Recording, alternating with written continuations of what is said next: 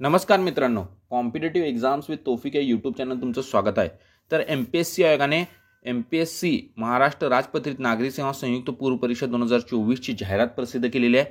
तर या सेशनमध्ये या व्हिडिओमध्ये मी तुम्हाला डिटेल जाहिरात सांगणार आहे की कोणकोणते संवर्ग आहेत. त्यामध्ये जे अति महत्त्वपूर्ण संवर्ग आहे ते राज्यसेवा परीक्षा आहे, ज्याची विद्यार्थी आतुरतेने वाट पाहत होते, त्याची जाहिरात प्रसिद्ध झालेली आहे. तर या सेशनमध्ये आपण डिटेल बघणार आहे की किती वेकन्सीज आहे, शैक्षणिक पात्रता काय आहे, कधीपासून तुम्ही फॉर्म फिल करू शकता आणि किती फीज आहे, सर्व काही माहिती तुम्हाला या सेशनमध्ये मिळणार आहे. तर हा सेशन तुम्ही पूर्ण पहा आणि जे नवीन व्ह्यूअर्स आहेत कॉम्पिटेटिव्ह एक्झाम्स विथ तौफिक या यूट्यूब चॅनलवर त्यांनी सबस्क्राईब करायला विसरू नका, कारण आम्ही डेली न्यू अपडेट्स घेऊन येतो MPSC आणि महाराष्ट्रातील सर्व कॉम्पिटेटिव्ह एक्झाम्स रिलेटेड.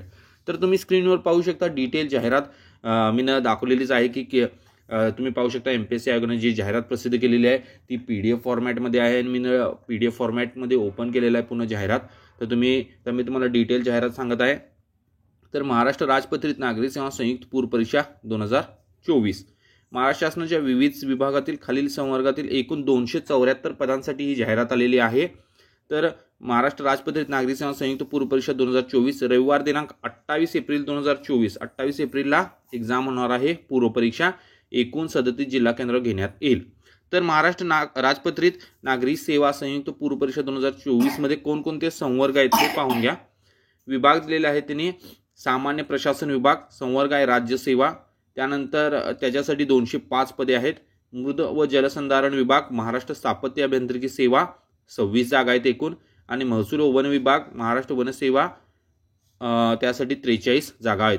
म्हणजे महाराष्ट्र प्रशासन राज्यसेवा जी आहे पद ज्याची आतुरतेने विद्यार्थी वाट पाहत होते त्याच्यासाठी टोटल 205 वेकन्सी आहेत राज्यसेवा पूर्व परीक्षा 2024 साठी. तर अर्ज कधीपासून तुम्ही फॉर्म फिल करू शकता. अर्ज सादर करण्याचा जो कालावधी आहे तो 5 जानेवारीपासून तुम्ही 25 जानेवारीपर्यंत फॉर्म फिल करू शकता. ऑनलाईन पद्धतीने विहित परीक्षा शुल्क भरण्याचा अंतिम दिनांक आहे 25 जानेवारी 2024. भारतीय स्टेट बँकेमध्ये चलनाद्वारे परीक्षा शुल्क भरण्यासाठी चलनाच्या प्रत घेण्याचा दिनांक आहे 28 जानेवारी 2024 आणि चलनाद्वारे परीक्षा शुल्क भरण्याचा अंतिम दिनांक आहे 29 जानेवारी 2024. तर फॉर्म फिल कधीपासून स्टार्ट झालेला आहे 5 जानेवारी 2024 ते 25 जानेवारी 2024 दरम्यान तुम्ही फॉर्म फिल करू शकता. तर संयुक्त पूर्व परीक्षेच्या निकालाच्या आधारे संबंधित परीक्षेच्या मुख्य परीक्षेच्या प्रवेशासाठी पात्र ठरलेल्या उमेदवारांसाठी स्वतंत्र मुख्य परीक्षा खालीलप्रमाणे आयोजित करण्यात येतील. म्हणजे पूर्व परीक्षा झाल्यानंतर मुख्य परीक्षा जी असते त्याची डिटेल्स तिने दिलेले आहेत की कधी होणार आहे. परीक्षा दिलेल्या आहेत. राज्यसेवा मुख्य परीक्षा 2024 दिनांक 14 ते 16 डिसेंबर 2024. महाराष्ट्र स्थापत्य अभियांत्रिकी सेवा मुख्य परीक्षा 2024 दिनांक 23 नोव्हेंबर 2024 आणि महाराष्ट्र वनसेवा मुख्य परीक्षा 2024 28 ते 31 डिसेंबर 2024 मध्ये.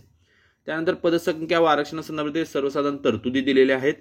त्यानंतर खेळाडू आरक्षणाच्या तरतुदी दिलेल्या आहेत. दिव्यांग आरक्षणाच्या तरतुदी दिलेल्या आहेत.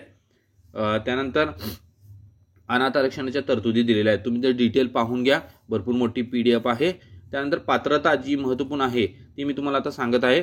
वयोमर्यादा त्यामध्ये किमान अमागास मागासवर्गीय आदुग 18-19, अराखीव खुला 38, मागासवर्गीय आदुग अनाथ 43, प्रावीण्यप्राप्त खेळाडू त्यामध्ये अराखीव खुला 43, मागासवर्गीय आदुग अनाथ 43, माजी सैनिक आणीबाणी अल्पसेवा राजाधिष्ठ अधिकारी अराखीव खुला 43, मागासवर्गीय अनाथ आदुग 43, दिव्यांग उमेदवार 45. त्यानंतर शैक्षणिक अर्हता पाहून घ्या, अति महत्त्वपूर्ण आहे. शैक्षणिक अर्हता तुम्ही डिटेल वाचू शकता. PDF मध्ये त्यांनी डिटेल माहिती दिलेली आहे. मी तुम्हाला त्यातील वरवरची जी ब्रीफमध्ये इन्फॉर्मेशन आहे ती सांगत आहे. खाली नमूद संवर्ग वगळून इतर संवर्गासाठी मान्यताप्राप्त विद्यापीठाची पदवी किंवा महाराष्ट्र शासनाने पदवी समतुल्य म्हणून मान्य केलेली विहित अर्हता. म्हणजे खाली जे संवर्ग दिलेले आहेत त्या व्यतिरिक्त जे पद आहेत त्यांच्यासाठी मान्यताप्राप्त विद्यापीठाची पदवी किंवा महाराष्ट्र शासनाने पदवी समतुल्य म्हणून मान्य केलेली विहित अर्हता राहिल्यास सांगण्यात आलेलं आहे. जे 2 संवर्ग आहेत त्यांच्यासाठी जे स्पेशलायझेशन हवं आहे ते अशा प्रकारे आहे. सहाय्यक संचालक महाराष्ट्र वित्त व लेखा सेवा गट संविधानिक विद्यापीठाची किमान 55% वाणिज्य शाखेची स्थानक पदवी किंवा institute of chartered accounts of India यांनी घेतलेली सनदी लेखापालाची अंतिम परीक्षा उत्तीर्ण किंवा institute of cost and works accounts यांनी आयोजित केलेली परिव्यय व लेखाशास्त्राची अंतिम परीक्षा उत्तीर्ण किंवा संविधानिक विद्यापीठाची वाणिज्यमधील पदव्युत्तर पदवी किंवा अखिल भारतीय तंत्र शिक्षण परिषदेच्या मान्यताप्राप्त संस्थेमधून वित्त व्यवसाय प्रशासन या विशेषज्ञसह पदव्युत्तर पदवी MBA. त्यानंतर उद्योग उपसंचालक तांत्रिक गट संविधानिक विद्यापीठाची अभियांत्रिकीमधील स्थापत्य अभियांत्रिकी तसेच स्थापत्य अभियांत्रिकीमधील विषयांच्या गटांशी संलग्न असलेल्या वास्तुविद्या, नगररचना इत्यादी विषयांव्यतिरिक्त किंवा तंत्रज्ञान पदवी किंवा विज्ञान शाखेतील संविधानिक विद्यापीठाची पदवी. त्यानंतर महाराष्ट्र वनसेवेसाठी तुम्ही पाहून घ्या, सहाय्यक वन संरक्षण पदांकरिता आहे किमान कमीत कमी एका विषयाची मान्यताप्राप्त विद्यापीठाची पदवी आहे. त्याबरोबर वनस्पतीशास्त्र, रसायनशास्त्र, वनशास्त्र, भूशास्त्र, गणित, भौतिकशास्त्र, सांख्यिकी, प्राणीशास्त्र, उद्यानविद्या, पशुसंवर्धन व पशुवैदिकशास्त्र किंवा कृषी अभियांत्रिकी यातील स्नातक पदवीधर. वनक्षेत्रपाल पदाकरिता आहे वनस्पतीशास्त्र, रसायनशास्त्र, वनशास्त्र, भूशास्त्र, गणित, भौतिकशास्त्र, सांख्यिकी, प्राणीशास्त्र, उद्यानविद्याशास्त्र, कृषीशास्त्र, कृषी अभियांत्रिकी, म्हणजे भरपूर दिलेलं आहे त्यांनी, तुम्ही पाहून घ्या. यापैकी कोणत्याही विषयातील संविधानिक विद्यापीठाची विज्ञान शाखेची पदवी किंवा विज्ञान शाखेतील इतर शाखेतील गणित विषयासह पदवीधारक. डिटेल तुम्ही एज्युकेशनल क्वालिफिकेशन पाहून घ्या. स्थापत्य अभियांत्रिकी सेवेसाठी त्यांनी दिलेलं आहे की मान्यताप्राप्त विद्यापीठाची स्थापत्य अभियांत्रिकीमधील पदवी किंवा महाराष्ट्र शासनाने त्या पदवी समतुल्य असल्याचे घोषित केले तत्सम अर्हता. त्याबरोबर खाली त्यांनी दिलेलंच आहे की स्थापत्य अभियांत्रिकी पदवी अभ्यासक्रमाशी समतुल्य जे शासन निर्णय उच्च व तंत्र शिक्षण विभाग त्यांनी पूर्ण क्रमांक दिलेला आहे. खाली शैक्षणिक अर्थ स्थापत्य अभियांत्रिकी पदवी अभ्यासक्रमाशी समतुल्य आहेत. कोणकोणते आहेत समतुल्य स्थापत्य अभियांत्रिकी पदवी अभ्यासक्रमाशी? BE B Tech civil and water management, BE B Tech civil and environmental, BE B Tech structural आणि BE B Tech constructional engineering technology आणि मराठी भाषेचे ज्ञान आवश्यक असं सांगण्यात आलेलं आहे. एक महत्त्वपूर्ण म्हणजे त्यामध्ये पदवीच्या शेवटच्या वर्षाच्या परीक्षेस बसलेले उमेदवार पूर्व परीक्षेच्या प्रवेशासाठी पात्र असतील, परंतु मुख्य परीक्षेच्या प्रवेशासाठी अर्हता प्राप्त ठरल्यास मुख्य परीक्षेच्या प्रवेशासाठी विहित पद्धतीने आवश्यक माहिती व परीक्षा शुल्क सादर करण्याच्या अंतिम दिनांकापर्यंत पदवी परीक्षा उत्तीर्ण होणे अनिवार्य राहील. हे एक महत्त्वपूर्ण आहे यामधील. तर पुन्हा डिटेल सेक्शन अर्हता पाहून घ्या. त्यानंतर शारीरिक मोजमापे व अर्हता महाराष्ट्र वनसेवा परीक्षेसाठी जे फिजिकल सांगितलेलं आहे त्यांनी शारीरिक अर्हता जी सांगितलेली आहे ते पाहून घ्या. तुम्ही डिटेल दिलेलं आहे त्यांनी शारीरिक मोजमापे आणि अर्हता त्यांनी डिटेल दिलेले आहे, तुम्ही पाहून घ्या. सहाय्यक वनसंरक्षक गट आणि वनक्षेत्रपाल गट ब साठी आहे. यासाठी मी एक वेगळा एक सेशन घेईन, एक व्हिडिओ आणेन, त्यामध्ये तुम्हाला डिटेल शैक्षणिक अर्हता आणि जे शारीरिक अर्हता आहे त्या रिलेटेड मी पुन्हा डिटेल तुम्हाला माहिती देईन. निवड प्रक्रिया अशा प्रकारे आहे की जाहिरातीमध्ये नमूद अर्हता पात्रतेविषयक अटी किमान असून किमान अर्हता धारण केली म्हणून उमेदवार शिफारशीसाठी पात्र असणार नाही. सेवा भरतीबाबतची संपूर्ण प्रक्रिया संबंधित संवर्ग पदाच्या सेवा प्रवेश नियम आणि या संदर्भात शासनाकडून वेळोवेळी करण्यात आलेल्या सुधारणा आरक्षण संबंधित शासनाने प्रचलित धोरण तसेच आयोगाच्या कार्यनियमावलीतील पद्धतीनं राबवण्यात येईल. परीक्षेचे टप्पेही दिलेले आहेत त्यांनी, कशा प्रकारे परीक्षा होणार आहे, परीक्षेचे किती टप्पे आहेत. प्रस्तुत परीक्षेमधून भरायच्या विविध संवर्गाकरता भरती प्रक्रिया खालीलप्रमाणे त्यांच्या नावासमोर दर्शनीय टप्प्यांमध्ये राबवण्यात येईल. संवर्ग दिलेले आहेत.